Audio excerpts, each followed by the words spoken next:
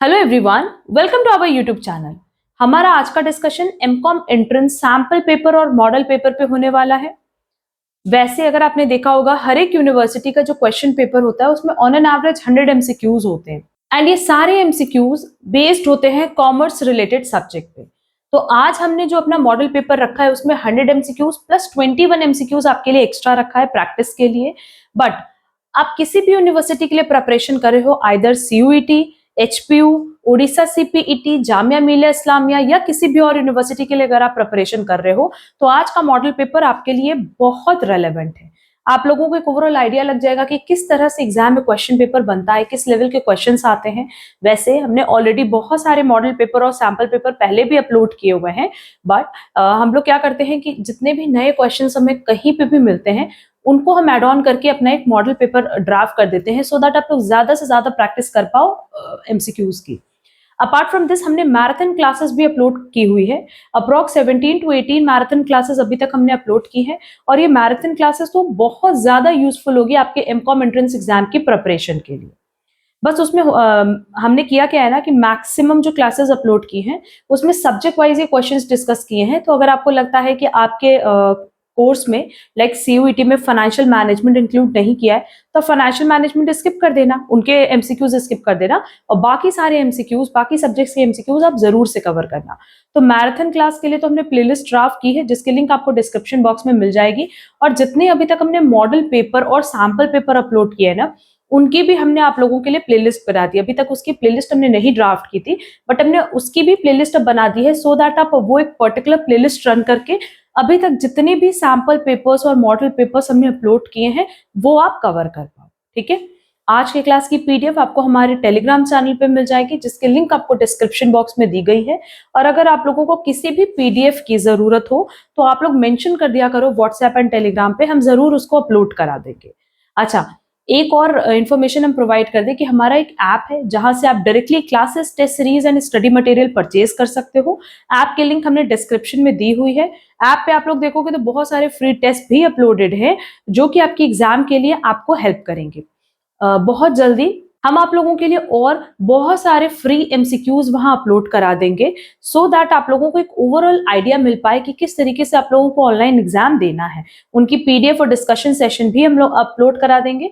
सो अगर आप लोग हमारी क्लासेस, टेस्ट सीरीज या स्टडी मटेरियल नहीं भी परचेज करो तो भी आप हमारा ऐप जरूर डाउनलोड करना सो दैट आप फ्री मटेरियल और फ्री टेस्ट का बेनिफिट ले पाओ। तो चलो अब अपना आज का डिस्कशन सेशन स्टार्ट करते हैं जहां हमने पहले भी बताया कि 121 एमसीक्यूज हमने रखे हैं। वैसे तो 100 एमसीक्यूज ही आते हैं CUET, Jamia, HPU, Odisha CPET में, बट यहाँ हमने 21 एमसीक्यूज एक्स्ट्रा रखे आपके प्रैक्टिस के लिए। देखो हमारे पास जो सबसे पहला क्वेश्चन है, which of the following statement is true for receipts and payment account. Receipt and payment account की बात करें तो ये बिल्कुल कैश बुक जैसा होता है। जो भी आइटम कैश से रिलेटेड होता है, कैश में जो पैसा आपके पास आया और गया, वही सारी चीजें हम रिसीट एंड पेमेंट अकाउंट में रिकॉर्ड करते हैं। ठीक है, ऑप्शन देख लेते हैं। लिखा it is a summary of PL account. It records receipts and payments of both revenue and capital nature. Receipts and payments are related to current accounting period only. Depreciation is shown in receipt and payment account. देखो सबसे पहली बात तो कह रहा है कि summary है पीएल अकाउंट की, नहीं। पीएल अकाउंट की summary income and expenditure account होता है, ना कि रिसीट एंड पेमेंट अकाउंट। दूसरा पॉइंट लिखा है कि इसमें रिसीट्स एंड पेमेंट्स रिकॉर्ड होते हैं चाहे वो रेवेन्यू नेचर के हो चाहे वो कैपिटल नेचर के हो। हाँ, आपने अगर एसेट खरीदा, आपने एसेट बेचा, आपने सैलरी पे की या आपने कहीं से कमीशन रिसीव किया, तो चाहे वो रेवेन्यू नेचर का हो चाहे वो कैपिटल नेचर का हो, आपको सब कुछ रिकॉर्ड करना है रिसीट एंड पेमेंट में।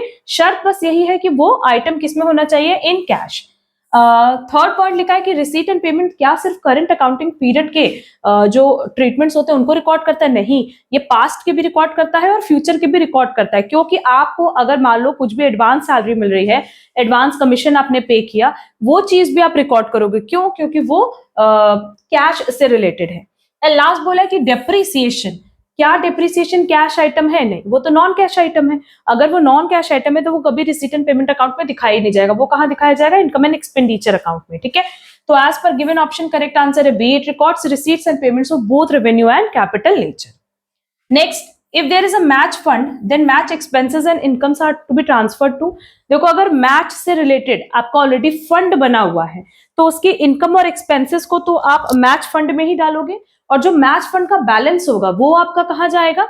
नो डाउट उसको हम ट्रीट करते हैं as liabilities in balance sheet. Option दिया income expenditure account, asset side, liability side of balance sheet, both income and expenditure account and balance sheet. उसको हम लोग कहां दिखाते हैं? बैलेंस शीट में लायबिलिटी साइड दिखाते हैं।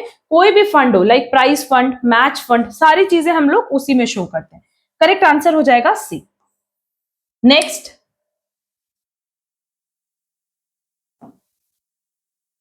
Life time subscription paid by 10 members will be posted in, चाहे 10 मेंबर्स हो चाहे 100 मेंबर्स हो, लाइफ टाइम सब्सक्रिप्शन है। तो अगर लाइफ टाइम सब्सक्रिप्शन है तो लाइफ टाइम उनको आपको फैसिलिटी भी देनी होगी। तो ये आप कहां दिखाते हो? बैलेंस शीट में लायबिलिटी साइड। क्यों? क्योंकि ये कैपिटल रिसीट है ना। भले कंपनी ने एक बार रिसीव किया है बट उसका जो पेमेंट है या आप कह सकते हो उसके लिए जो सर्विस है वो आपको लाइफ लॉन्ग देनी होगी, इसीलिए हम उसको एज अ लायबिलिटी कहां दिखाते हैं? अपने बैलेंस शीट में। ऑप्शन दिया expenditure side, liability side, income side, asset side. No doubt correct answer होगा B, liability side of closing balance sheet. Next, after the redemption of debentures, debenture redemption reserve is transfer to which account? अगर debentures redeem हो गया तो DRR को हम लोग transfer करते हैं कैपिटल रिजर्व में, नहीं जनरल रिजर्व में। ऑप्शन दिया है capital reserve, general reserve, statement of PL, sinking fund account. जो भी हमारा बैलेंस बचता है उसको हम हमेशा कहां ट्रांसफर करते हैं बेटा? जनरल रिजर्व में। That is option B correct होगा। नेक्स्ट,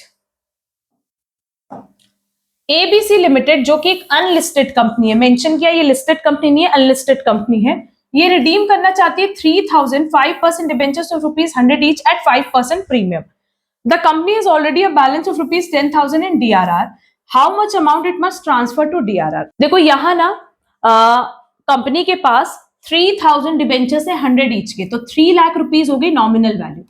और रूल के एज पर कंपनीज रूल 2014 ये मेंशन किया गया है कि अगर कंपनी को अपने डिबेंचर्स रिडीम करने हैं, ठीक है, तो कम से कम उनका 10%, किसका? जो नॉमिनल वैल्यू है उसका 10% उनको डीआरआर में इन्वेस्ट करना होता है अगर आप अनलिस्टेड कंपनी हो तो। और क्वेश्चन में यही लिखा है कि आप अनलिस्टेड कंपनी हो।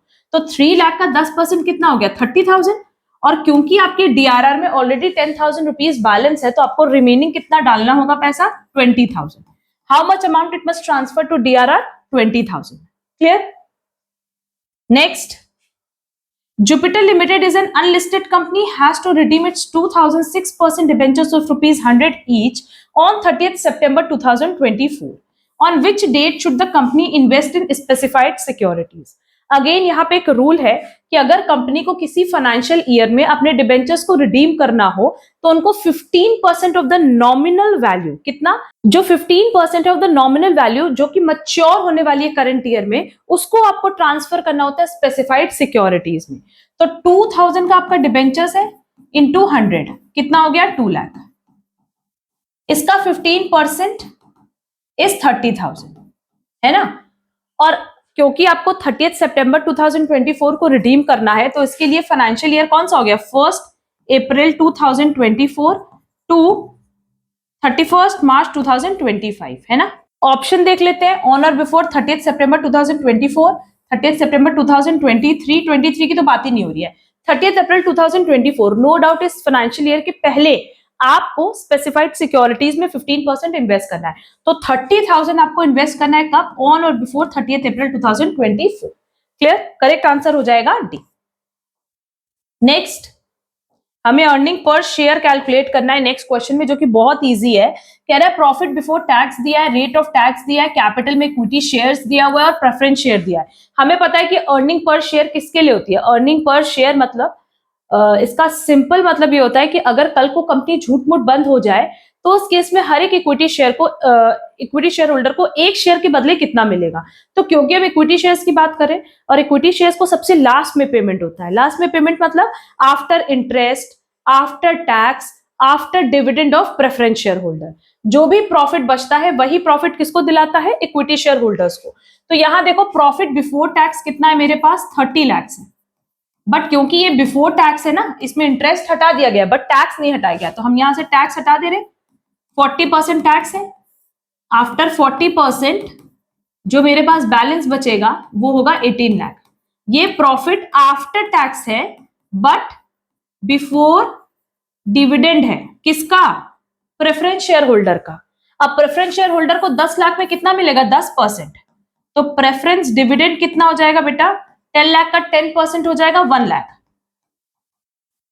अब ये जो अर्निंग बची ये किसके लिए है? For equity share holder. Earnings available for equity share holder. ये पैसा सिर्फ और सिर्फ किसके लिए? इक्विटी शेयर होल्डर के लिए। और नंबर ऑफ इक्विटी शेयर्स कितने हैं? 20,000। तो हम इसको 20,000 से डिवाइड कर देंगे। नंबर ऑफ आउटस्टैंडिंग शेयर, हमारे पास एक शेयर की वैल्यू आएगी 85 रुपीज। आया समझ? आज की डेट में जिस शेयर की वैल्यू 100 रुपए है, अगर कंपनी कल को झूठ मूठ बंद हो जाती है तो हर एक इक्विटी शेयर होल्डर को जिसके पास एक शेयर है उसको एक शेयर के बदले कितना रुपए मिलेगा? 85 रुपीज मिलेगा। करेक्ट आंसर हो जाएगा C. Next, according to current provision of companies act, at what minimum price per share company can issue shares? 1 रुपए कम से कम वैल्यू होनी चाहिए। दैट इज करेक्ट आंसर होगा D. Common size statement are prepared in the form of ratios, percentage, both, none of these. Common size जो है percentage के फॉर्म में बनता है। दैट इज करेक्ट आंसर होगा बी। नेक्स्ट देखो, असर्शन एंड रीजन से रिलेटेड एग्जाम में देखोगे ना बहुत सारे क्वेश्चन सब पूछता है। हमने असर्शन एंड रिलेशन से रिलेटेड बहुत सारे क्वेश्चन ऑलरेडी अपने चैनल पे अपलोड भी किए हुए हैं, लिंक डिस्क्रिप्शन बॉक्स में दी हुई है। नेक्स्ट है, गिवन बिलो आर 2 स्टेटमेंट, एक असर्शन और एक रीजन है। असर्शन क्या है? The partner whose profit share has increased as a result of change in profit sharing ratio is known as sacrificing partner. No, उनको हम क्या कहते हैं? जिनको प्रॉफिट होता है उनको तो गेनिंग पार्टनर कहते हैं ना। Gaining partner is the one who sacrifices share for the sake of incoming partner. No, gaining partner को तो फायदा होता है, सैक्रिफाइस थोड़ी करते हैं, वो तो गेन करते हैं। तो यहां दोनों ही स्टेटमेंट, चाहे असर्शन हो चाहे रीजन हो, दोनों इनकरेक्ट है। ऑप्शन डी करेक्ट होगा कि both assertion and reason are incorrect. यहां असर्शन भी इनकरेक्ट था, रीजन भी इनकरेक्ट है, मतलब दोनों ही स्टेटमेंट क्या है? इनकरेक्ट है, गलत है। Next, which one of the following is correct? देख लेते हैं ऑप्शन क्या दिया है। A ratio is an arithmetical relationship of one number two another number. Yes. Liquid ratio को हम एसिड टेस्ट रेशियो भी कहते हैं, ये भी करेक्ट है। Ideally accepted current ratio is 1:1। No, ये 2:1 है। Debt equity ratio is the relationship between outsiders fund, that is debenture holders and borrowings, जैसे आपका बैंक लोन हो गया, एंड शेयर होल्डर्स फंड्स। हाँ, तो डेट इक्विटी रेशियो तो यही होता है, डेट डिवाइडेड बाय इक्विटी। तो पहला, दूसरा और आखिरी स्टेटमेंट तो करेक्ट है, बट थर्ड स्टेटमेंट इनकरेक्ट है। ऑप्शन देख लेते हैं, all are correct, only first, second and fourth are correct. Yes, correct answer क्या हो जाएगा? बी। नेक्स्ट, ये देख लो न्यूमेरिकल क्वेश्चन, और ये most of the time exam में कवर करता ही करता है। हमारे पास कह रहा है कि एक्स लिमिटेड के पास करंट रेशियो है 3:1 और क्विक रेशियो है 2:1। करंट रेशियो और क्विक रेशियो में डिफरेंस किसका होता है? करंट रेशियो में हम लेते हैं current asset divided by current liability, but quick ratio में हम लोग लेते हैं क्विक असेट। क्विक असेट क्या होता है? जहां हम लोग करंट असेट से इन्वेंट्री माइनस कर देते हैं एंड प्रीपेड एक्सपेंसेस माइनस कर देते हैं, है ना। ये सारी चीजें इंक्लूड ही नहीं करते हम लोग, किसमें? करंट असेट पे, क्योंकि क्विक असेट मतलब होता है जो कि इजिली लिक्विडेट की जा सकती है, आप उसके बदले तुरंत मार्केट से पैसे ले सकते हो। मतलब लिक्विडिटी के सेंस में देखें तो इजिली कन्वर्टेबल इनटू कैश होनी चाहिए। क्लियर? अब बोला है कि if the excess of current asset over quick asset are represented by inventory is ₹40,000। मतलब करंट असेट और क्विक असेट में जो डिफरेंस है वो इन्वेंट्री का है, और वो कितनी है? 40,000। तो क्या हम करंट असेट और करंट लायबिलिटी कैलकुलेट कर सकते हैं? बहुत आराम से कैलकुलेट कर सकते हैं। देखो, सबसे पहले तो दिया है current ratio, that is current asset upon current liability is equal to 3/1, और क्विक रेशियो कितना दिया हुआ है? 2:1, मतलब current asset minus inventory divided by current liability is equal to 2:1। ठीक है। अब excess of current asset over quick asset कितना दिया है? 40,000। कह रहा है कि इन्वेंट्री की वैल्यू कितनी है? 40,000। इस इक्वेशन में देखो, current asset minus 40,000 divided by current liability is equal to 2/1। इसमें तो किसी को कोई दिक्कत नहीं है। अब ये जो हमारा फर्स्ट इक्वेशन है इसको क्रॉस मल्टीप्लाई कर दो तो ये हो जाएगा current asset is equal to 3 current liability हो जाएगा। अब यहां हम करंट असेट की जगह क्या रख देंगे? 3 करंट लायबिलिटी। यहां देखो लिख रहे हैं 3 current liability minus 40,000 divided by current liability is equal to 2/1। Cross multiply कर दो, 3 current liability minus 40,000 is equal to 2 current liability. इसको इधर ले जाएंगे, ये हो जाएगा 3 current liability minus 2 current liability is equal to 40,000 और current liability is equal to 40,000। कोई दिक्कत नहीं है। अब यहां देखो करंट एसेट कितना हो जाएगा, 3 इंटू 40,000 1,20,000। देख लो ऑप्शन बी में दिया है कि करंट लायबिलिटी 40,000 और current asset 1,20,000। Option B correct होगा। Clear? Next, which of the following cases will affect the debt equity ratio? Issue of new shares for cash, declaration of final dividend, issue of bonus share। अब यहां देखो अगर आप new share issue कर रहे हो for cash तो no doubt जो न्यू शेयर है उससे क्या होगा, हमारा डेट इक्विटी रेशियो में इक्विटी इंक्रीज होगा।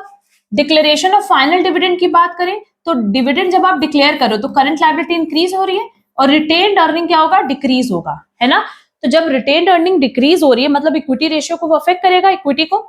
इशू ऑफ बोनस शेयर, अगर आप बोनस शेयर इशू कर रहे हो तो सिंपली आप क्या कर रहे हो, ये तो फ्री ऑफ कॉस्ट कर रहे हैं, बोनस शेयर इशू कर रहे हैं, बट रिटेन्ड अर्निंग हमारी क्या होगी, डिक्रीज होगी और शेयर्स इंक्रीज हो जाएगा क्योंकि तो फ्री में आप शेयर इशू कर दो बट कंपनी अपनी रिटेन्ड अर्निंग से ही तो करेगी ना, तो रिटेन्ड अर्निंग डिक्रीज होगी और शेयर इंक्रीज होगा, तो ये नलीफाई हो गया। तो क्या इशू ऑफ बोनस शेयर से इक्विटी पे कोई इंपैक्ट पड़ेगा, नहीं। And purchase of fixed assets by taking long term loan, जब आप लॉन्ग टर्म लोन ले रहे हो तो डेट बढ़ रहा है तो नो डाउट वो डेट इक्विटी रेशियो पे इंपैक्ट डालेगा। तो थर्ड छोड़ के बाकी सारे पॉइंट्स इंपैक्ट डालेंगे, फर्स्ट, सेकेंड एंड फोर्थ, जो कि ऑप्शन सी में दिया है।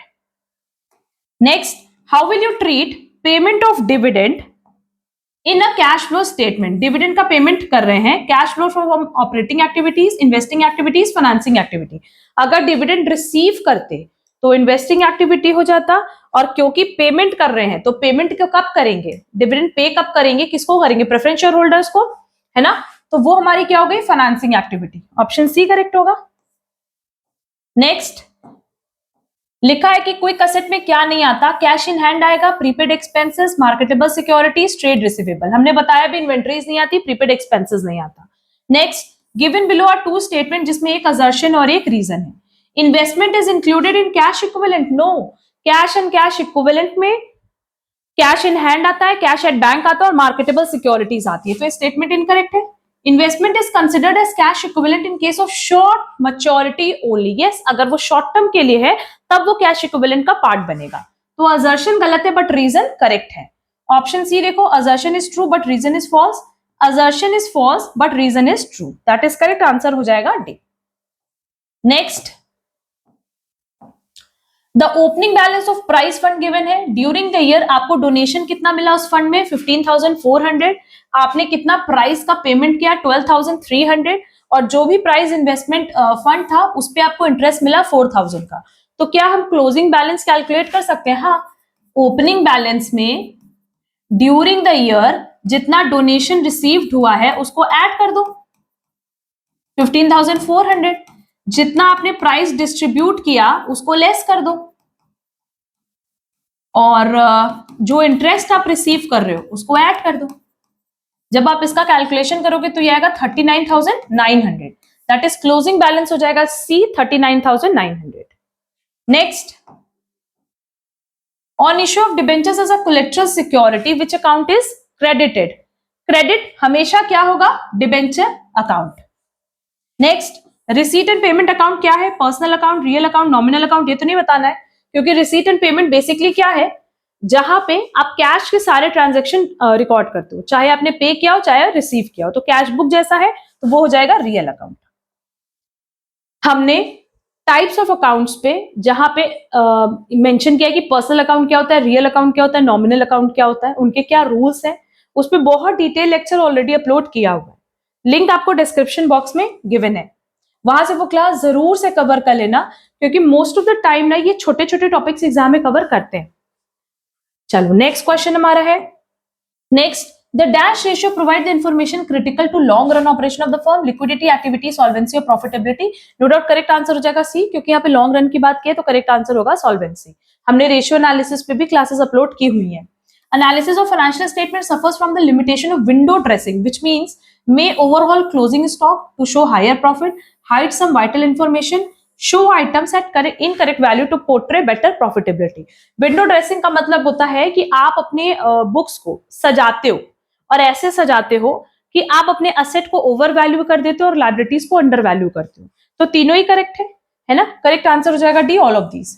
Next, amount receive from the sale of old furniture by Roshan club will be treated as revenue receipt, capital receipt, asset, liability. अगर आप ओल्ड फर्नीचर बेचो तो आप एक ही बार बेचोगे, नॉन रिकरिंग आइटम है, बार बार तो आप ये काम करोगे नहीं, तो ये क्या हो जाएगा बेटा? Capital receipt. Option B correct होगा। Next, the monetary value of reputation of the business is called. अगर बिजनेस की रेपुटेशन की बात करें तो गुडविल, है ना? सिंपली क्या हो जाएगा? Reputation of the business is known as goodwill. Which of the following is a correct definition of self-employed? Not able to find jobs, own and operate their own enterprises, receive wages, casually engaged in other individual enterprises. Self employed का मतलब भी होता है जिनका अपना business हो, ठीक है? उनको जॉब मिली नहीं मिली उससे मतलब नहीं है, उन्होंने अपना बिजनेस स्टार्ट किया, that's it. Own and operate their own enterprises. Next, which type of economy gives rise to the most efficient allocation of resources and capital in the standard macroeconomics framework? अगर आप resources और capital की बात करो तो capitalist economy, जिसको हम लोग फ्री मार्केट इकोनॉमी भी बोलते हैं। फ्री मार्केट इकोनॉमी में सिंपली क्या होता है कि जो कंज्यूमर चाहेगा वो बना के बेचेंगे। क्यों? क्योंकि लैंड, लेबर, कैपिटल किसका होता है? प्राइवेट ओनरशिप का होता है, ठीक है? हमने अपना लैंड, लेबर, कैपिटल लगाया तो हम वो बनाएंगे जो लोग खरीदने को रेडी होंगे और जिसमें हमें ज्यादा प्रॉफिट अर्न होगा। तो free market economy, controlled market economy, regulated, command, ये तीन बेसिकली किसकी बात कर रहा है? सोशलिस्ट इकोनॉमी की। करेक्ट आंसर होगा A, free market economy, also known as capitalist economy. Next, read the following statement carefully. Reserve Bank of India grants credit to the banks that are facing temporary liquidity problems. Reserve Bank of India provides short-term loans to central and state government whenever necessary and also manages a public debt of the company. अब यहां देखो, reserve bank क्या banks को credit देती है? हाँ, अगर temporary liquidity problem है तो वो लोन देती हैं और साथ ही साथ वो शॉर्ट टर्म लोन्स भी प्रोवाइड करते हैं किनको? सेंट्रल एंड स्टेट गवर्नमेंट को। तो ये दोनों ही स्टेटमेंट क्या है? करेक्ट है। Next, national income is a sum of factor income accruing to national, economic territory, resident, both resident and non-resident. अगर हम नेशनल इनकम की बात करें तो नो डाउट ये इकोनॉमिक टेरिटरी की तो बात करता है, बट किन की बात करता है? Accruing to only resident. Next, mister Ravi, an economics teacher, was explaining a concept in the class that it is the measure of effect of change in the initial investment on change in final income. From the following, choose the correct alternative which specifies towards a concept explained by him. तो ये basically किसका concept है? जहां पे हम बात करें कि अगर आप इन्वेस्टमेंट को चेंज करोगे, जैसे आपकी फाइनल इनकम चेंज होगी उससे आपकी इनिशियल इन्वेस्टमेंट भी चेंज होगी। तो ये इन्वेस्टमेंट मल्टीप्लायर का कॉन्सेप्ट है। करेक्ट आंसर होगा A. Next, suppose that the balance of trade of a nation exhibit a surplus of 20,000 crores. The import of merchandise of the nation is half of the export of the merchandise to the rest of the world. तो क्या हम export की value बता सकते हैं? जब हमारे पास surplus 20,000 है, मान लो 40,000 एक्सपोर्ट था, 20,000 इंपोर्ट, तो हमारे पास सरप्लस बच गया 20,000। तो as per given option correct answer होगा बी, 40,000, क्योंकि बाकी आप कोई भी ऑप्शन लोगे ना एज पर जो गिवन ऑप्शन है तो करेक्ट आंसर 20,000 नहीं आएगा सरप्लस का, ठीक है? क्यों? क्योंकि इंपोर्ट कितना है? Half of the export. Which of the following is not a component of macro economics? Employment है, जनरल प्राइस लेवल है, इन्फ्लेशन है, बट इंडिविजुअल डिमांड नहीं है। इंडिविजुअल डिमांड की बात करें तो एक इसका कॉन्सेप्ट है माइक्रो इकोनॉमिक्स का। Clear? Next, those activities which contribute to the gross national product are called economic activities. All those who are engaged in dash in whatever capacity, high or low, are dash. Option देखते हैं, economic activities, business activities, workers, self employed, alternatives. देखो, हर वो इंसान जो economic activity में engaged है, economic activity मतलब जो कहीं ना कहीं मॉनेटरी टर्म्स में आपकी जीडीपी को कंट्रीब्यूट कर रही है, चाहे वो किसी भी कैपेसिटी में हो, आइदर हाई और लो, उनको हम क्या बोलेंगे? वर्कर। और सेल्फ एम्प्लॉयड, उनको हम बोलेंगे वर्कर, जो बेसिकली कहीं ना कहीं जीडीपी पे कंट्रीब्यूट कर रहे हैं। तो all those who are engaged in economic activities are called workers. Clear? Option देखो, first and third, first and fourth, second third, second fourth, no doubt correct answer होगा A, first and third. Next है sustainable development can be achieved by controlling pollution, controlling the growth of population, restricting use of non-renewable resources, all of these. Sustainable development के लिए pollution, population सब पे काम करना पड़ता है, तो करेक्ट आंसर होगा ऑल ऑफ दीज, कि अगर ये तीनों करेक्ट करें तब जाके कहीं सस्टेनेबल डेवलपमेंट अचीव होगी. नेक्स्ट, अब यहां देखो 2 टियर कैपेसिटी की बात कर रहा है, जो जहां पे हाउस होल्ड एंड फर्म है. हाउस होल्ड फैक्टर सर्विस दे रहा है एंड एक्सपेंडिचर ट्रांसफर करा है किसको, फर्म को. इसके बदले क्या करता है फर्म, उनको गुड्स एंड सर्विसेज बना के देता है एंड फैक्टर इनकम देता है. फैक्टर इनकम कैसे देता है, जो हाउस होल्ड है उनके पास जो लैंड है, लेबर है, कैपिटल है, उसके बदले फर्म उनको पे करता है rent, wages and interest. Clear. तो करेक्ट आंसर क्या हो जाएगा, factor income. Identify the given in the above image. No doubt correct answer होगा A, factor income. Next, India follows which type of foreign exchange. अगर India की बात करें तो managed floating exchange rate concept यहां पे अप्लाई होता है. करेक्ट आंसर होगा C. Next, contraction in demand appears when. देखो कॉन्ट्रैक्शन और एक्सपेंशन की अगर बात करें तो ये बेसिकली हम तब बात करते हैं जब आपका सेम डिमांड कर्व होता है. अगर आप सेम डिमांड कर्व पे अपवर्ड या डाउनवर्ड मूवमेंट करते हो तो उसको हम कहते हैं expansion of demand and contraction of demand. ठीक है. और यहाँ बेसिकली क्या होता है कि प्राइस फ्लक्चुएट करता है, प्राइस इंक्रीज और डिक्रीज करता है, जिसकी वजह से आपका डिमांड इंक्रीज डिक्रीज करता है एंड बाकी फैक्टर्स ऑफ प्रोडक्शन क्या रहते हैं, कांस्टेंट रहते हैं, दैट इज सेट्रिस पेरिबस रहता है. क्लियर. तो अगर कॉन्ट्रैक्शन की बात करें तो नाम से समझ में आ रहा है कि जब डिमांड कॉन्ट्रैक्ट हो रहा है, कम हो रहा है, डिमांड फॉल करेगा और प्राइस क्या करेगा, राइज. क्यों, क्योंकि there is an inverse relationship between price and demand.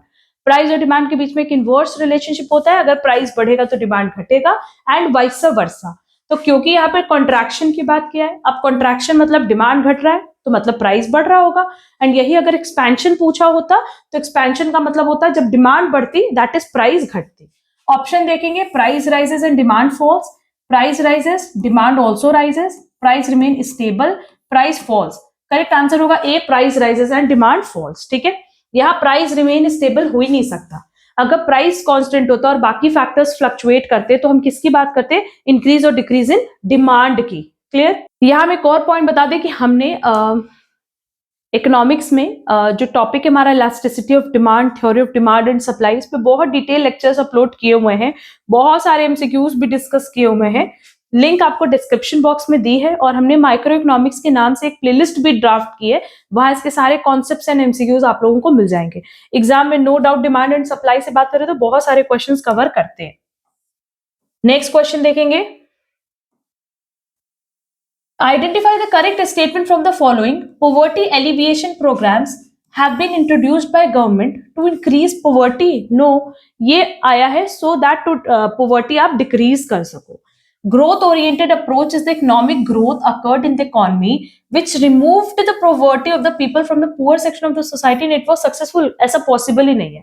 Poverty पूरी तरीके से removed हो जाए, ऐसा कोई भी अभी तक approach या program नहीं आया. Minimum needs program includes public distribution system and midday meal scheme. Rural employment generation program and Prime Minister रोजगार योजना are the wage employment program. अगर ऑप्शन देखें तो सी ऑप्शन करेक्ट है कि जो कम से कम नीड है वो किसी है, मिड डे मील की एंड पब्लिक डिस्ट्रीब्यूशन सिस्टम की. और क्योंकि हमसे करेक्ट स्टेटमेंट पूछा था तो यही एक करेक्ट स्टेटमेंट गिवन ऑप्शन में दिया है. नेक्स्ट, आपके पास 2 स्टेटमेंट दिए अगेन. फर्स्ट स्टेटमेंट है कि repo rate is the rate at which the central bank lends money to the commercial banks and legal reserves refer to cash reserves of the commercial bank. No doubt ये दोनों ही concept correct दिए हुए हैं. Repo rate की बात करें तो हमने बहुत बार अपने चैनल पे इस पे डिस्कशन किया हुआ है और cash reserve ratio, liquidity reserve ratio, ये सारी चीजें क्या है इस पे भी हमने डिटेल डिस्कशन किया है. बेसिकली क्रेडिट कंट्रोल का पार्ट है एंड क्रेडिट कंट्रोल मेजर्स की जो क्लास हमने अपडेट की हुई है, क्योंकि वहां हमने पूरा डिटेल लेक्चर अपलोड किया, यहाँ दोबारा नहीं समझाएंगे, उसको हमने लिंक डिस्क्रिप्शन में दे दी है, वो क्लास वहां से जरूर कवर कर लेना. और यहाँ ये दोनों स्टेटमेंट क्या है बेटा, करेक्ट है. Next, the resource extraction is not above the rate of regeneration of the resource and the waste generated are within the assimilating capacity of the environment. Basically ये किस तरह का कैपेसिटी है, carrying capacity. सब question learn करने वाले हैं. Next, 2 friends Kabir and Preeti were discussing the tools of fiscal policy of the government. Kabir said that government may decrease the taxes. This may increase the purchasing power in the hands of the people, which in turn may increase the aggregate demand in the economy to bring it equal to the average supply. Identify which of the following situation will be corrected by above stated tool. क्योंकि tax घटने से लोगों की purchasing power बढ़ जाएगी और purchasing power बढ़ जाएगी तो लोग ज्यादा से ज्यादा डिमांड करेंगे. तो इसको करेक्ट करने के लिए आपको कौन सा टूल अप्लाई करना पड़ेगा? डिफ्लेशनरी, जो कि ऑप्शन ए में दिया है. Next, dash is regarded as architect of the Indian planning, responsible for formulating 5-year plan. यह देखो करेक्ट आंसर है प्रशांत चंद्र महालनोबिस. यही इंडियन आर्किटेक्ट थे जिन्होंने 5-year प्लान्स को कंस्ट्रक्ट किया था, रिस्पॉन्सिबल थे जो. तो करेक्ट आंसर हो जाएगा ए. नेक्स्ट, अब यहां अगेन देखो इकोनॉमिक्स से कुछ क्वेश्चंस दिए हैं कि demand curve parallel to X axis. अगर पैरेलल टू एक्स एक्सिस है तो ये क्या हो जाएगा? ED is equal to infinity, जिसको हम कहेंगे perfectly elastic. The branch of economics that deals with the location of resources. अगर रिसोर्सेज का लोकेशन की बात करें तो micro economics. Next, assertion reason से रिलेटेड बहुत सारे क्वेश्चन आते हैं एग्जाम में, इसलिए देखो यहाँ पे भी बहुत सारे क्वेश्चन आप लोगों के लिए इंक्लूड किए हैं. रीड द फॉलोइंग स्टेटमेंट जिसमें असर्शन और रीजन दिया है. Poverty line for a person in rural India is lower than of urban areas. And National Sample Survey Organization conducts survey to estimate poverty line in India. यहाँ देखो हमारा जो पहला option दिया था, assertion दिया था कि क्या poverty line for a person in rural India is lower than of urban areas. Yes, जो अर्बन एरिया है उनके कंपैरिजन में जो आपकी बेसिक लिमिट है रूरल एरियाज के लिए वो ज्यादा है. तो ये तो स्टेटमेंट करेक्ट है. And NSSO conduct survey to estimate poverty line in India. हाँ, इनके पास ये राइट है कि वो सर्वेस कंडक्ट कर सकते हैं सो दैट वो पॉवर्टी लाइन की एक एस्टिमेट इंडिया में सेट कर सके. बट क्या असर्शन और रीजन में कहीं कोई कनेक्शन है? नहीं. तो ऑप्शन दिया both assertion and reason are true, ये तो ठीक है, बट क्या रीजन करेक्ट एक्सप्लेनेशन है? नहीं, रीजन करेक्ट एक्सप्लेनेशन नहीं है असर्शन का. तो करेक्ट आंसर हो जाएगा बी. नेक्स्ट, हमने अब यहां से ना कॉन्ट्रैक्ट टॉपिक शुरू हो रहा है, या आप कह सकते हैं कॉन्ट्रैक्ट से रिलेटेड कुछ क्वेश्चंस हैं.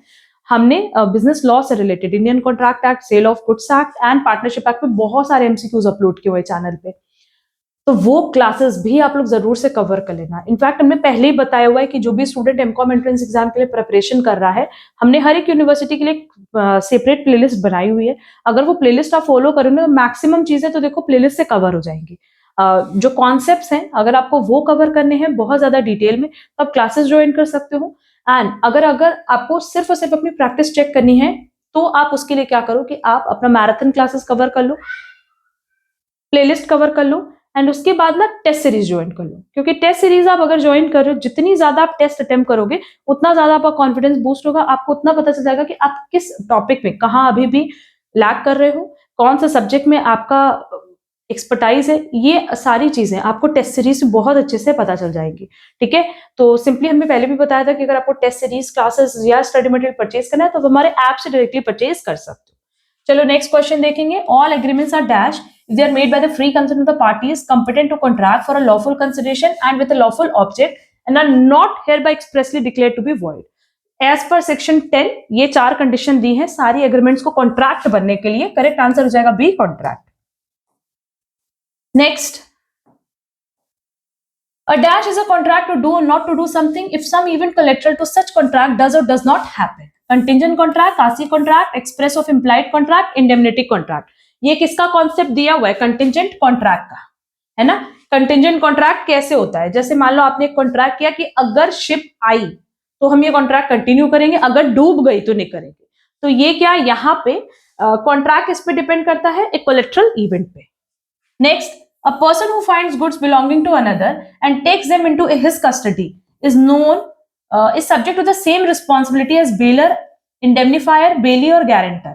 करेक्ट आंसर होगा सी, बेली, क्योंकि यहाँ पे बेलर और बेली का ही रिलेशन बता ही रहा है. ठीक है, बेलर बेली का रिलेशन कैसा होता है वो भी समझ लो. जैसे मान लो हमारे पास स्कूटी हमने उसको सर्विसिंग के लिए दी, तो सर्विसिंग में जब देते हैं तो सामने वाले की वो स्कूटी नहीं हो जाती. उनका काम क्या है कि उस पर सर्विस किया, अपना पैसा लिया और मेरी स्कूटी वापस कर देंगे. तो ये कैसा रिलेशन हो गया? बेलर बेली का रिलेशन, कि आपको जिस काम से दिया गया स्कूटी आपने वो काम किया, अपना पैसा लिया और उसके बाद मेरी स्कूटी छोड़ दी. ठीक है, तो यहाँ आप उसके ओनर नहीं बन जाओगे, आपका काम क्या है? सिर्फ और सिर्फ उसकी सर्विसिंग करना. तो यहाँ पे ये बेलर बेली का ये रिलेशन है. Clear? Next, when an agreement is discovered to be void or when a contract becomes void, any person who has received any dash under such agreement or contract is bound to restore it or to make compensation for it to the person from whom he is received. अगर कोई भी agreement void हो जाता है या contract void हो जाता है तो जिसको बेनिफिट मिला है चाहे तो वो बेनिफिट वो रख लेगा और बदले में वो आपको क्या देगा, कंसिडरेशन देगा. तो करेक्ट आंसर हो जाएगा B, benefit. Advantage, consideration, favour ये करेक्ट आंसर नहीं है. तो who has received any benefit under such agreement. Next, section 203 of the companies act 2013 ये किसकी बात करता है? Appointment of a company secretary, trustee, company secretary, director, promoter. Correct answer होगा B, company secretary. Next, the charter of the company is known as, no doubt अगर हम charter की बात करें तो memorandum of association, and rules and regulations की बात करें तो article of association. Next, the name of the company can be changed by, अगर आपको कंपनी का नाम बदलना है तो आपको सिंपली क्या करना होगा, स्पेशल रेजोल्यूशन पास करना होगा. ठीक है, और ये जो स्पेशल रेजोल्यूशन है with the approval of central government होना चाहिए. मतलब आप स्पेशल रेजोल्यूशन पास करोगे, सेंट्रल गवर्नमेंट का प्रायर अप्रूवल लोगे, तभी आप उस केस में अपनी कंपनी का नाम बदल सकते हो. Ordinary resolution is special resolution with approval of union government, a special resolution plus approval of central government. Option D correct होगा. Next, the share capital of a company may be reduced by an ordinary resolution, special resolution, a resolution of board of directors with permission from the company law board. अगर हम share capital की बात करें तो company अपने share capital को reduce कर सकती है by passing a special resolution. Next, the amount of minimum subscription may be learn by, अगर आपको मिनिमम सब्सक्रिप्शन की बात करें तो मिनिमम सब्सक्रिप्शन किससे पता चलता है? With the help of prospectus. Next, the exporter of any good shall make entry thereof by presenting to the proper officer in the case of goods to be exported in a vessel or aircraft, a dash, and in the case of goods to be exported by land, a bill of export in the prescribed form. अगर आपने goods export किया land के through तो bill of export से आपको सारी information पता चल जाती है, बट अगर आपने एक्सपोर्ट किया वेसल और एयरक्राफ्ट के थ्रू तो शिपिंग बिल की रिक्वायरमेंट होती है. अब देखो, shipping bill, bill of landing, bill of export, clearance receipt, ये सारी चीजें क्या होती हैं, इन पे बहुत जल्दी हम एक शॉर्ट वीडियो अपलोड कर देंगे तो वहां से ये टॉपिक्स आप लोग के क्लियर हो जाएंगे. Next, export includes the taking or sending out of goods by land, sea or air on consignment or by way of sale, lease, hire, purchase or under any other arrangement by whatever name called. And in the case of software, also includes transmission through any social media, electronic media, digital media, print media. No doubt electronic media, क्योंकि software के through अगर आप transmission कर रहे हो तो वो किसके थ्रू करोगे? इलेक्ट्रॉनिक मीडिया के थ्रू, जो ई कॉमर्स हम कहते हैं. तो करेक्ट आंसर हो जाएगा B. The purpose of dash is to control the flow of goods, transports and personal effects in import and out export of the country. Every country has own laws and regulations in import and export which is enforced by its customs authority. या हम किसकी बात करें? Custom duty की, law की, norms की, tariff की. Law की, जो कस्टम लॉ होता है उसमें यही सब तो मेंशन किया रहता है कि किस तरह से इंपोर्ट होगा, एक्सपोर्ट होगा, क्या ड्यूटीज अप्लाई होंगी. तो करेक्ट आंसर हो जाएगा B. Next, the reserve bank of India was established in which year? 1935. Commercial bank do not perform availability of credit, promotion of trade, banker to the government, regional development. No doubt correct answer होगा C, banker to the government, क्योंकि किसका काम होता है? Central bank का, या हम कह सकते हैं आरबीआई का. Central bank does not custodian of cash reserve, deal with customers directly, monopoly of note issue, maintains international currency. देखो, सेंट्रल बैंक कभी भी कस्टमर के साथ डायरेक्टली डील नहीं करता. कौन करता है? कमर्शियल बैंक करती है. Next, instrument of credit controls are bank rate, open market operation, variable cash reserve ratio, all of the above. इस पे हमने detail discussion class already upload की हुई है. Similarity between central bank and commercial bank is branch expansion, deal in money, controller of credit, none of these. Basically अगर देखा जाए तो सेंट्रल बैंक और कमर्शियल बैंक किसमें डील करते हैं? मनी में. दोनों में जो कॉमन सिमिलैरिटी की अगर हम बात करें तो सिर्फ एक ही सिमिलैरिटी है कि ये पैसे में डील करते. करेक्ट आंसर होगा B. Next, A contract of sale of goods includes sale only, agreement to sell. दोनों ही कॉन्सेप्ट एप्लीकेबल है ना. मान लो हम शॉप पे गए, हमें कोई एक बुक पर्टिकुलरली पसंद आ गई, हमने परचेज कर लिया, पैसे दे दिए, तो ये सेल हो गया. बट मान लो अगर हमें कोई एक पर्टिकुलर फर्नीचर चाहिए जिसमें हमें अपनी तरफ से भी कुछ एड ऑन कराना है, तो हमने ऑर्डर दे दिया. अब सामने वाली पार्टी ने कहा कि ठीक है, हम आपकी स्पेसिफिकेशन के हिसाब से उसको बना देंगे. हमने पेमेंट कर दी, उन्होंने बना करके हमें सेल कर दिया. तो ये किस तरह का अग्रीमेंट हुआ? अग्रीमेंट टू सेल, जहां पे फ्यूचर में आपको प्रोडक्ट मिलेगा, या फ्यूचर में आप पेमेंट करोगे या फ्यूचर में दोनों ही काम हो रहा है, क्लियर। बट ये दोनों ही किसका पार्ट है, कॉन्ट्रैक्ट ऑफ सेल का। तो करेक्ट आंसर हो जाएगा C, both A and B. Next, the word property in the sale of goods act 1930, property का मतलब होता है ownership. Next, the rules and regulations for the internal management of a company are contained in its article of association. हमने memorandum of association and article of association पे भी detail lecture already अपने channel पे upload किया है, link आपको description box में दी गई है।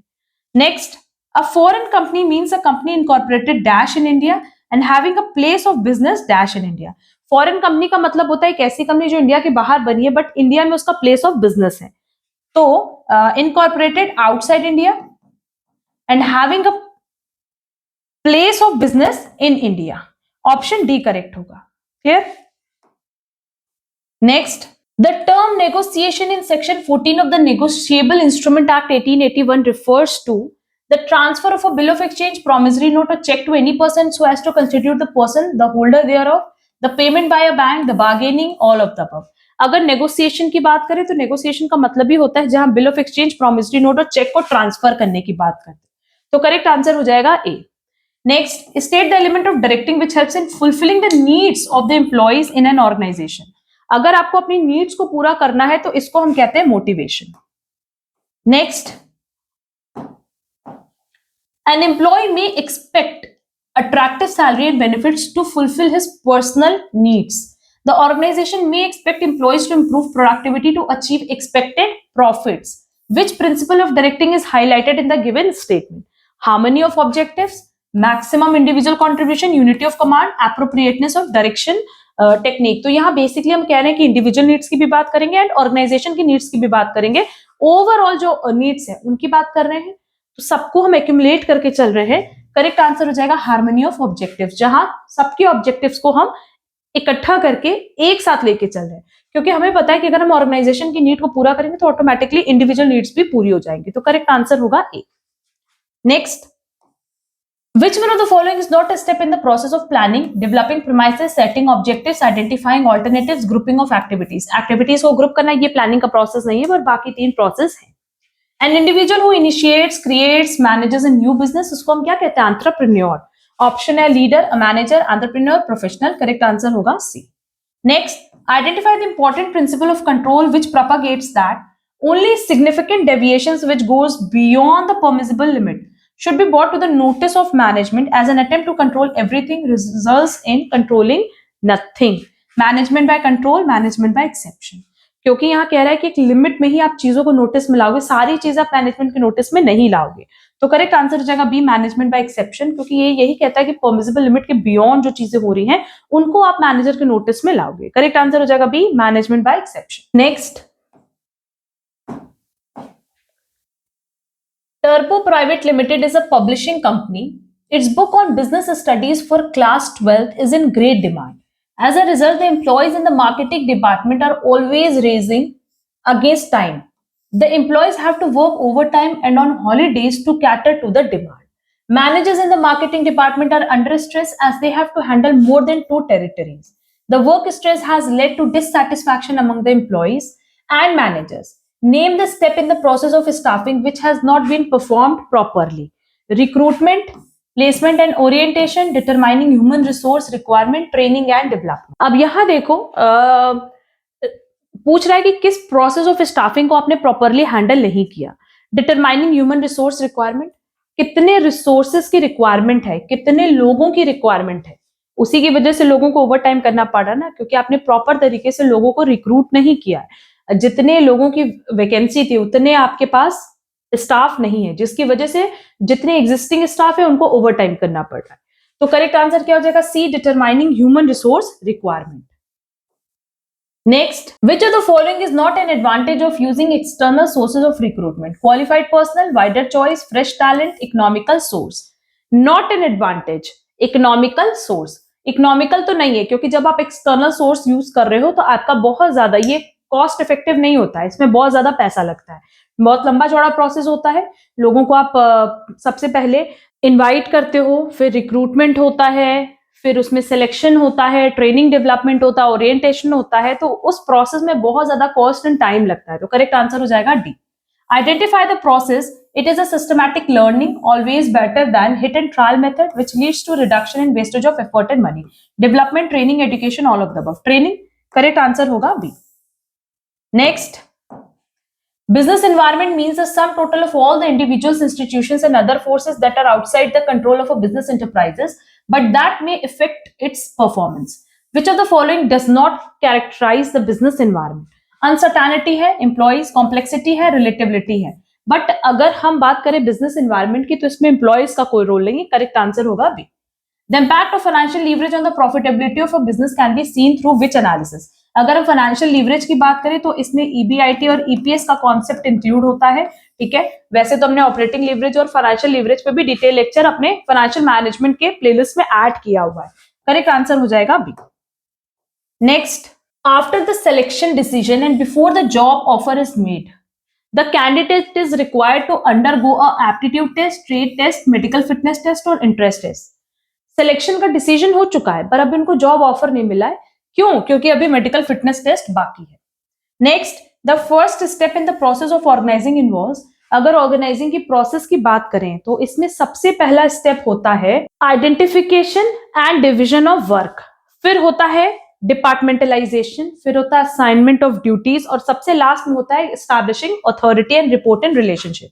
तो यहाँ फर्स्ट स्टेप तो दिया ही नहीं है, ये सेकेंड स्टेप है, ये थर्ड स्टेप है, ये फोर्थ स्टेप है। तो करेक्ट आंसर हो जाएगा D. Next, the process by which a manager synchronizes the activities of different department is known as coordination, cooperation, organizing or supervision. No doubt correct answer होगा A, coordination. Managers must ensure that the cost of installing and operating a control system should not exceed the benefits derived from it. Which limitation of controlling is stated in the given example? Difficulty in setting quantitative standards, little control on external factors, resistance from employees, costly affair. अगर यहां देखें तो कह रहा है managers must ensure that the cost of installing and operating a control system should not exceed the benefits derived from it. आपने जो controlling system रखा है अगर उसकी कॉस्टिंग ज्यादा होगी बेनिफिट से तो नो डाउट लॉस होगा, और ये क्या है? कॉस्टली अफेयर का एग्जांपल है। करेक्ट आंसर होगा डी। पॉलिसी फॉर्मुलेशन, पॉलिसी कौन बनाता है? Always top level management. Correct answer होगा ए। मिडिल लेवल का काम होता है कि टॉप लेवल के जो इंस्ट्रक्शंस है वो लोअर लेवल तक पहुंचाए, और एक्चुअल में वर्क कौन करता है? Lower level. तो करेक्ट आंसर इसमें होगा A, top level management. Next, in Dell Limited, all the employees take things easy and are free to approach anyone for minor queries and problems. This has resulted in everyone talking to each other and thus resulting in inefficiency in the office. It has also resulted in loss of secrecy and confidential information being leaked out. What system do you think the manager should adopt to improve communication? Grapevine, inverted V, chain network, option B and C. देखो grapevine network तो informal communication है, उसमें तो कोई किसी से भी communicate कर सकता है, बट अगर इन्वर्टेड वी कह रहे हैं इसी तरीके से सिर्फ कम्युनिकेशन होगा या एक पर्टिकुलर चेन में कम्युनिकेशन होगा, तो वहां क्या होगा कि जो भी आप कम्युनिकेट करोगे उससे ना तो सिक्रेसी लॉस होगी ना कॉन्फिडेंशियल इंफॉर्मेशन लॉस होगा। बेसिकली वो फॉर्मल की बात कर रहा है। तो आपको अगर ऑर्गेनाइजेशन में एक एफिशिएंसी मेंटेन करनी है तो उसके लिए आप फॉर्मल कम्युनिकेशन फॉलो करते हो। करेक्ट आंसर हो जाएगा D, option B and C. Next, it helps in tapping useful resources. ये किसका फीचर है? Business environment, social environment, political environment, economic environment. No doubt correct answer होगा A, business environment. Which structure of organisation is helpful in locating the inefficient employees? Functional, divisional, formal, informal. Formal, अगर formal communication हम use करें, अभी हमने बताया, तो inefficient employees कौन से? बहुत इजीली आप ट्रैक कर पाओगे। The process of converting a message into communication symbols is known as media encoding, feedback और decoding. Encoding. Dash is the change in attitude of management and workers toward each other. Subordination, functional formation, formanship, mental revolution और time study. यहां attitude की बात कर रहे हैं तो correct answer होगा मेंटल रिवोल्यूशन। ठीक है, हमने प्रिंसिपल ऑफ मैनेजमेंट पे भी डिटेल लेक्चर अपलोड किया हुआ है, लिंक आपको डिस्क्रिप्शन में दी है, वहां से ये टॉपिक आप लोग जरूर से क्लियर कर लेना। Next, what is the name of India central bank? अगर इंडिया सेंट्रल बैंक की बात करें तो नो डाउट क्या नाम है? आरबीआई। ऑप्शन सी करेक्ट है। Next, What is the primary objective of a business? Customer satisfaction, profit maximization, social welfare, employee welfare. अगर बिजनेस के ऑब्जेक्टिव की बात करें तो सबसे पहला ऑब्जेक्टिव तो नो डाउट प्रॉफिट अर्न करना है और बाकी ऑल्टरनेटिव है। जैसे अगर देखिए कस्टमर को सेटिस्फाई करना तो नो डाउट ये भी एक important objective but primary objective नहीं है। किसी भी बिजनेस का जो प्राइमरी ऑब्जेक्टिव है वो ये होता है कि प्रॉफिट ज्यादा से ज्यादा अर्न करें सो दैट हम अपने बिजनेस को ग्रो कर सकें। ऑप्शन बी करेक्ट होगा, profit maximisation. Next, which of the following is a form of direct marketing? Television advertisement, newspaper ad, telemarketing, billboard. No doubt यहाँ डायरेक्ट मार्केटिंग की बात करें तो डायरेक्ट मार्केटिंग कौन सी हो गई? टेलीमार्केटिंग, जो घर घर आकर के सेल्समैन आपको बताते हैं पूरे प्रोडक्ट के बारे में डिटेल, वो किस तरह की मार्केटिंग होगी? Direct marketing. Next, what does स्वेट स्टैंड फॉर? स्वेट का फुल फॉर्म है strength, weaknesses, opportunities and threats. Option A correct है।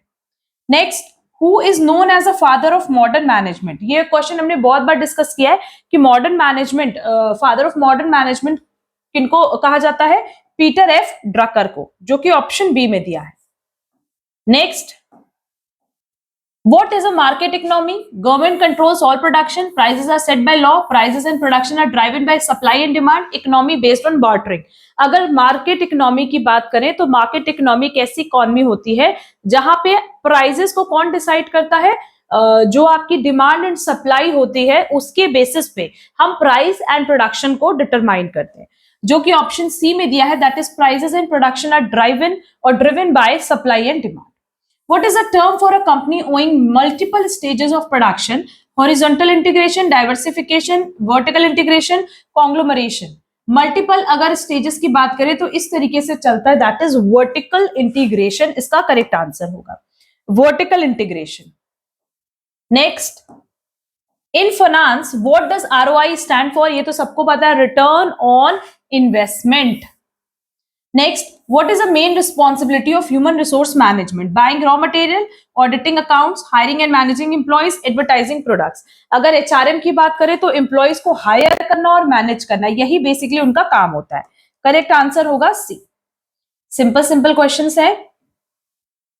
Next, what is meant by liquidity in business? हमने बताया भी है कि लिक्विडिटी का मतलब होता है easily convertible into cash. Availability of water, ability to pay long-term debts, ability to convert assets into cash quickly, or profitability ratio. Correct answer होगा C, ability to convert assets into cash quickly. A business owned by a single person, अगर single person है तो sole proprietorship, partners है दो या दो से ज्यादा तो partnership, otherwise company. Partnership, corporation, sole proprietorship, franchise. No doubt correct answer होगा C, sole proprietorship. Next, the term angel investor refers to a charitable donor, a government official, an early investor in startups or a retired CEO. Angel investor की बात करें तो angel investor वो होते हैं जो कि अर्ली इन्वेस्ट करते हैं, मतलब बहुत पहले इन्वेस्ट कर देते हैं अपने स्टार्टअप्स में। An early investor in startups, that is correct answer होगा सी। ये क्वेश्चन एग्जाम में कई बार पूछ चुका है। Now, what is branding? Making a logo only, packaging a product, creating a unique name and image for a product. Branding का मतलब क्या होता है? जब आप अपने प्रोडक्ट के लिए एक यूनिक नाम बनाते हो और उनकी एक यूनिक इमेज बनाते हो मार्केट में, सो दैट लोग आपके ब्रांड के नाम से आपका प्रोडक्ट खरीदे। What is the purpose of a business plan? Entertain clients, manage HR, outline goals, strategy and financial forecast, register a trademark. No doubt business plan का मतलब क्या है? अपने बिजनेस के लिए गोल्स, विजन बनाना। करेक्ट आंसर होगा C. Next, what does break even point means? Break even का मतलब होता है नो प्रॉफिट नो लॉस, जहां हमारा टोटल रेवेन्यू किसके बराबर होता है बेटा? टोटल कॉस्ट के। ऑप्शन देखते हैं। Business shutdown, profit is maximum, total revenue equals total cost, loans are cleared. No doubt correct answer होगा TR is equal to TC. GDP stands for, GDP का full form है Gross Domestic Product. Option A correct होगा. Next, the law of demand states that ceteris paribus कि अगर बाकी चीजें equal हैं, other thing remaining equal, price and demand के बीच में एक inverse relationship होगा. Price and demand are unrelated. As price increases, demand increases. As price increases, demand decreases. Correct answer हो जाएगा बेटा C. Next, a franchise involves taking a business loan, licensing a business model and brand from an established company, inventing a new product, creating a partnership. Franchise का मतलब होता है licensing a business model and brand from an established company. किसी established company से आप उनका franchise ले रहे हो, मतलब जमा जमाया बिजनेस है, बस आप उनके नाम से एक सेटअप स्टार्ट करोगे। ठीक। Next, which of the following is a fix cost? Electricity bill. ये इलेक्ट्रिसिटी बिल क्या होता है? Semi variable cost. Raw material cost variable cost होगा। Monthly rent, commission on sales variable cost है। करेक्ट आंसर होगा C, monthly rent. Monthly rent fixed है, आप हर महीने एक fixed amount of rent pay करोगे। What does merger mean in business? A business closing down, two companies combining. Correct answer होगा B. Next, what is market segmentation? Increasing sales force, dividing a market into distinct group of buyers, cutting advertising budget, expanding into new cities.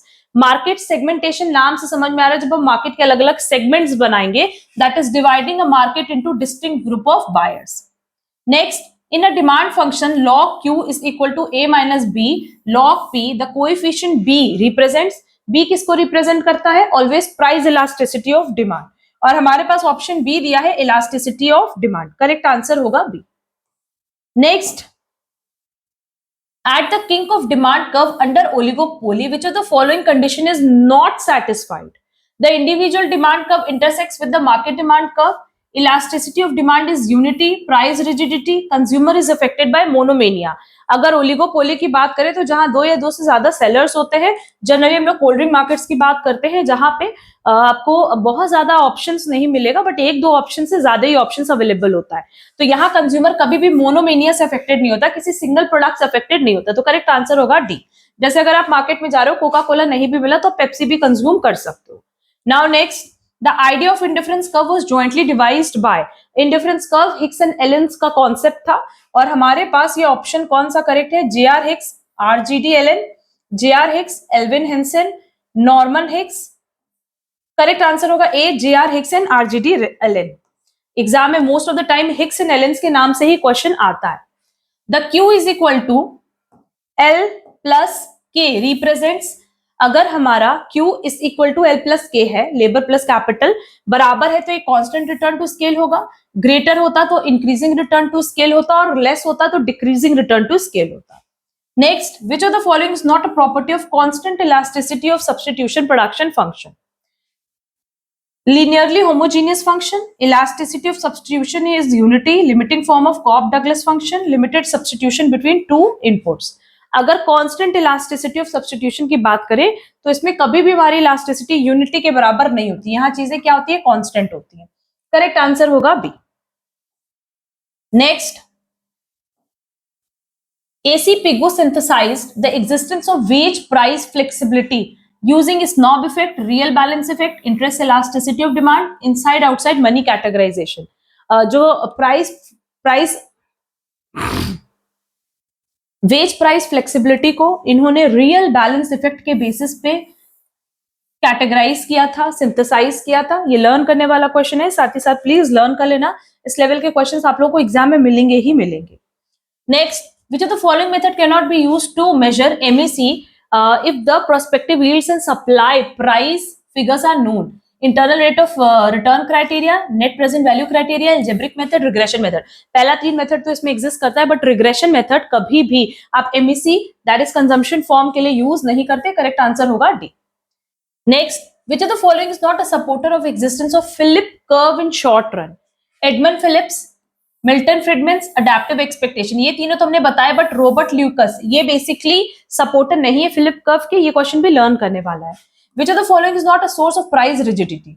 Markup formula of price determination, minimum wage legislation, significant interest elasticity of demand, और sticky prices. Significant interest elasticity of demand, again ये question learn करने वाला है, साथ ही साथ learn कर लेना। The fiscal policy becomes ineffective when interest elasticity of demand is zero. अगर जीरो होगा तो उस केस में आपकी फिस्कल पॉलिसी क्या हो जाएगी? इनइफेक्टिव हो जाएगी। Next, when actual rate of interest is above expected rate of interest, तो कीन्स के according individual demand for money curve कैसे बनेगा? देखो, अगर एक्चुअल रेट ऑफ इंटरेस्ट ज्यादा है किससे? एक्सपेक्टेड रेट ऑफ इंटरेस्ट से, तो जो आपका कर्व है वो वाई एक्सिस के पैरेलल बनेगा और मर्ज रहेगा। जो वाई एक्सिस का पैरेलल है उसी के साथ मर्ज रहेगा, becomes parallel to y axis and merged within y axis. Clear? Next, which of the following is not a necessary condition for the application of Say's law of market in a monetary economy? All factors are paid as per marginal productivity. No factor of production will save income. If savings occur, then all savings must be invested into economy. MPC plus MPS is equal to 1. ये says law के according necessary condition नहीं है. Which of the following doesn't belong to Milton Friedman? Consumption hypothesis है, money demand function है, natural rate of unemployment thesis है, but adaptive expectation hypothesis ये Milton फ्रीडन की hypothesis नहीं है. दैट इज करेक्ट आंसर होगा सी. कमेंट बॉक्स में comment करके जरूर बताना कि ये अडैप्टिव एक्सपेक्टेशन हाइपोथेसिस किससे बिलोंग करती है. ठीक है, आप लोग नेम जरूर मेंशन करना इकोनॉमिस्ट का, जिसका नाम करेक्ट होगा, जिसका आंसर करेक्ट होगा, उसको हम पिन कर देंगे. अब देखो ये ओवरऑल 120 एमसीक्यूज थे. पहले हमने बताया कि आप लोगों के लिए 100 एमसीक्यूज एग्जाम में आते हैं, बट कुछ एडिशनल क्वेश्चंस थे हमारे पास जो माइक्रो एंड मैक्रो इकोनॉमिक्स से रिलेटेड थे, तो वो भी हमने यहाँ पे कंसिडर कर लिया है. ठीक, इन क्वेश्चंस की प्रैक्टिस आप लोग बहुत अच्छे से कर लेना. आज के क्लास की पीडीएफ आप लोग को टेलीग्राम में प्रोवाइड कर दी गई है. Telegram channel and WhatsApp group की लिंक हमने आपको डिस्क्रिप्शन बॉक्स में दी है, वो भी आप लोग जरूर से ज्वाइन कर लेना. एंड जो भी स्टूडेंट स्टडी मटेरियल क्लासेस और टेस्ट सीरीज में इंटरेस्टेड है, वो प्लीज हमारे ऐप को जरूर डाउनलोड करना. फ्री मटेरियल भी मिल जाएगा, फ्री टेस्ट भी मिल जाएगा. ऐप की लिंक भी आपको डिस्क्रिप्शन में प्रोवाइड की गई है. अगर आप हमारे चैनल पे नए हो तो चैनल सब्सक्राइब जरूर कर देना. एंड अगर आपको आज का क्लास यूजफुल लगा है तो प्लीज वीडियो को लाइक कमेंट शेयर जरूर करना. अब हम लोग मिलेंगे हमारी नेक्स्ट क्लास में. आज के लिए बस इतना. Thank you so much.